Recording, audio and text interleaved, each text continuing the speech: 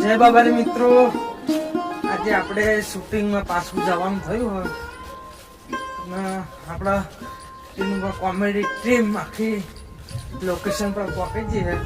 હવે એકલો જ રહી જતો પાછળ એટલે. અને હા મિત્રો, આપણા વિડીયો બહુ સરસ હોય છે, ફેમિલી સાથે તમે જોઈ શકો છો એવા વિડીયો બનાવીએ છે. એટલે વિડીયોને સપોર્ટ કરજો અને કોમેન્ટમાં જય બાબારી લખી દેજો મિત્રો.